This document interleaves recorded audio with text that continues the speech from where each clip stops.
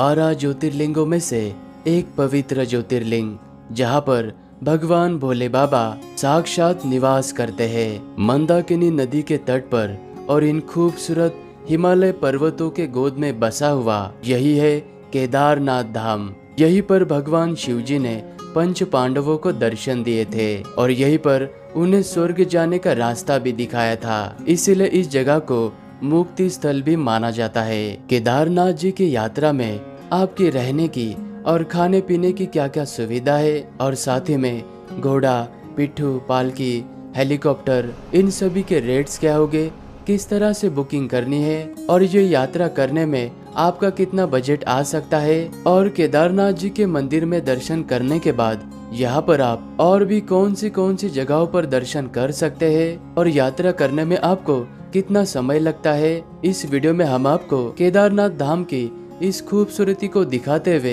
इस तरह की कंप्लीट इंफॉर्मेशन देने वाले हैं, तो इस वीडियो को पूरा जरूर देखना। केदारनाथ धाम जी की यात्रा हरिद्वार से शुरू होती है और हरिद्वार बस स्टैंड के पास में ही सोनप्रयाग तक जाने के लिए आपको बहुत सारी बसेस की सर्विस मिलती है और इन बसेस का किराया 700 से लेके 1000 तक का होता है और इनका टिकट आपको एक दिन पहले ही कराना पड़ता है। सुबह के 5 बजे से लेके 8 से 9 बजे तक यहाँ से सोनप्रयाग के लिए बसेस चलना स्टार्ट हो जाती है और यहाँ पर आप टैक्सी और शेयर टैक्सी करके भी सोनप्रयाग तक जा सकते हैं और हरिद्वार से सोनप्रयाग तक का 230 किलोमीटर का खूबसूरत सफर तय करने के बाद आप सोनप्रयाग में पहुंच जाओगे, जो कि ये केदारनाथ यात्रा का पहला पड़ाव है। रास्ते में हमें बहुत ज्यादा ट्रैफिक मिलने के कारण सोनप्रयाग तक पहुंचने में हमें रात होने वाली थी, इसीलिए हमने सोनप्रयाग से 1.5 किलोमीटर पहले इस सीतापुर में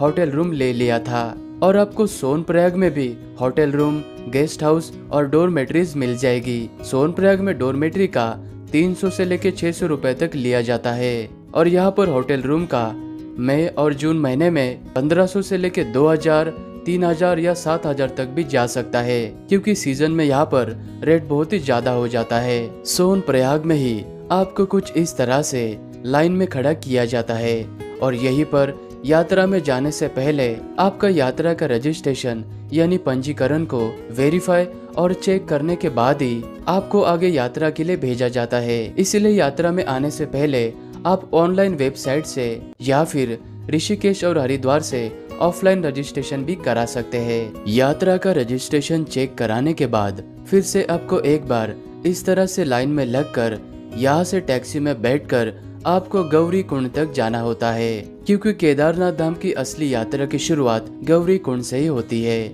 और सोनप्रयाग से गौरी कुंड 5 किलोमीटर के दूरी पर है और ये टैक्सी पर पर्सन 60 से 70 रुपए लेकर आपको आधे घंटे में गौरी कुंड में उतार देगी। गौरी कुंड में पहुंचते ही यात्रा पर आने वाले अधिकतम भक्तगण गौरी कुंड में बने हुए इस पवित्र तप्त कुंड में स्नान करने के बाद पास ही में ये गौरी मैया का मंदिर बना हुआ है, जो कि माँ पार्वती जी को समर्पित है।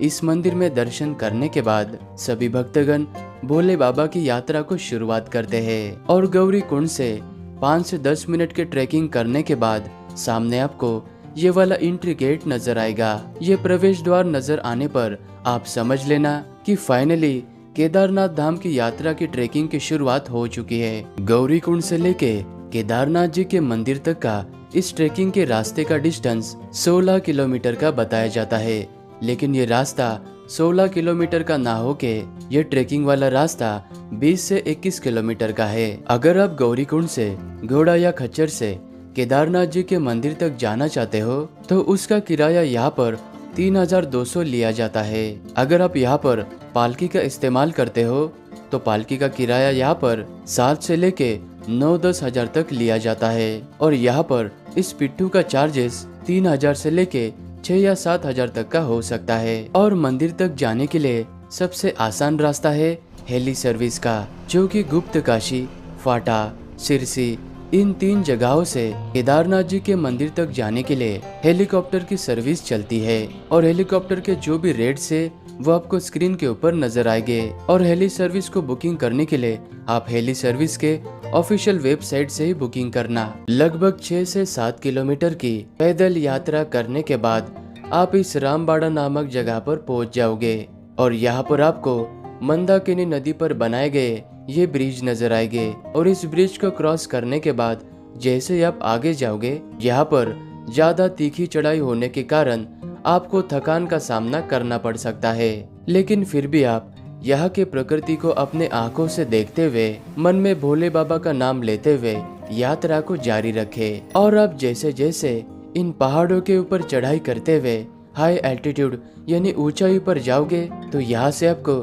कुछ इस तरह से खूबसूरत से पहाड़ों की बर्फीली चोटियां नजर आएगी और रास्ते से चलते वक्त आपको ये ऊंचे ऊंचे ग्लेशियर नजर आएंगे। इन ग्लेशियर के बीच में से चलकर जाना एक अलग ही एहसास देता है। तो कुछ इस तरह से आप 8 से 10 घंटे का गौरीकुंड से पैदल यात्रा करने के बाद आप इस रुद्रा पॉइंट तक पहुंच जाओगे और यहाँ पर आते ही आप समझ लेना कि मंदिर अभी बिल्कुल पास में ही है और सारे घोड़े और खच्चर वाले पालकी वाले आपको यहीं पर उतार देंगे। और इस जगह से केदारनाथ जी का मंदिर मात्र 1 से 1.5 किलोमीटर के दूरी पर ही है। केदारनाथ में रहने के लिए हमने पहले से ही नंदी कॉम्प्लेक्स में बुकिंग करा कर रखी थी। नंदी कॉम्प्लेक्स में आपको कुछ इस तरह के बड़े बड़े से टेंट लगाए हुए नजर आएंगे। इन टेंट्स के अंदर नीचे गद्दा बिछाकर उसके ऊपर आपको माइनस टेम्परेचर की ये स्लीपिंग बैग दी जाती है और इसका 800 से लेकर 900 रुपए तक लिया जाता है। अगले दिन की सुबह होते ही 4 बजे के बाद में हम निकल पड़े थे दर्शन करने के लिए और रास्ते से जाते वक्त अचानक से स्नोफॉल स्टार्ट हो चुका था।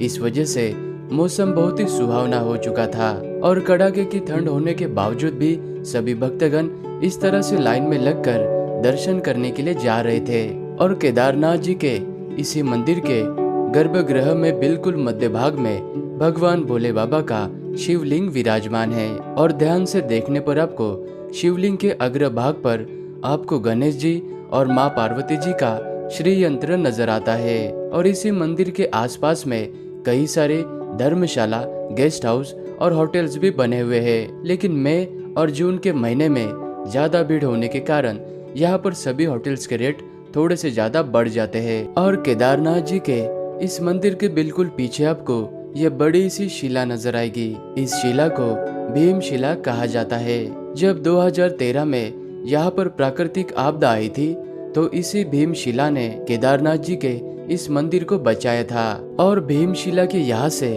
आप मात्र 1 मिनट थोड़ा सा आगे चलकर आओगे तो यहाँ पर आपको ये जगत गुरु आदि शंकराचार्य जी की बहुत ही खूबसूरत प्रतिमा नजर आएगी।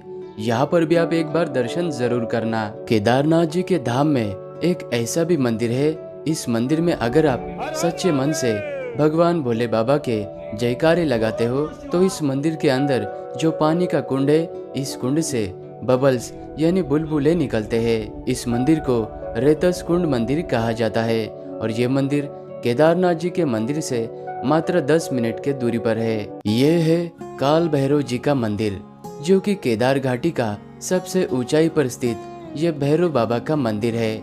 और माना जाता है कि जब तक आप भैरव बाबा के दर्शन नहीं करते हो तब तक आपकी केदारनाथ जी की यात्रा अधूरी मानी जाती है। और जब 6 महीने के लिए केदारनाथ जी के कपाट बंद हो जाते हैं तब कहा जाता है कि भैरव बाबा ही इस केदार घाटी के साथ में ही केदारनाथ जी के मंदिर की रक्षा करते हैं। केदारनाथ जी के मंदिर के राइट साइड में आपको ये लोहे का पुल नजर आएगा। इस ब्रिज को क्रॉस करने के बाद लगभग 20 मिनट की चढ़ाई करने के बाद आप भैरव बाबा जी के मंदिर के पास में पहुंच जाओगे। हो सके तो आप यहाँ पर भी दर्शन जरूर करना। केदारनाथ जी के इस यात्रा में आपका बजट 4000 से लेके 6000 तक का हो सकता है। अगर आप 2 लोगों से ज्यादा है तो ये यात्रा आपकी इससे भी कम में हो सकती है। और आप हो सके उतना जल्दी पहले से गौरीकुंड में आकर रुकना और अगले दिन गौरीकुंड से सुबह 5 या 6 बजे यही से आप यात्रा स्टार्ट करना।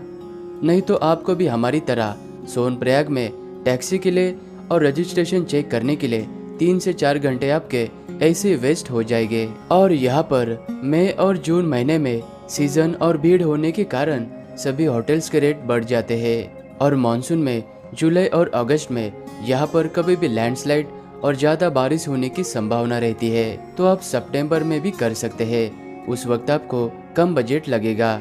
और केदारनाथ जी के मंदिर के आसपास में और पूरे रास्ते में आपको खाने पीने की कोई भी कमी नहीं होने वाली। और केदारनाथ जी के इस मंदिर से लेके वापस गौरीकुंड तक जाने के लिए आपको 6 से 7 घंटे का समय लगता है। और केदारनाथ में कभी भी मौसम बिगड़ सकता है, इसीलिए आप आपके साथ में थोड़े से गर्म कपड़े जरूर रखना। तो इस तरह से आप केदारनाथ जी की यह यात्रा कर सकते हैं।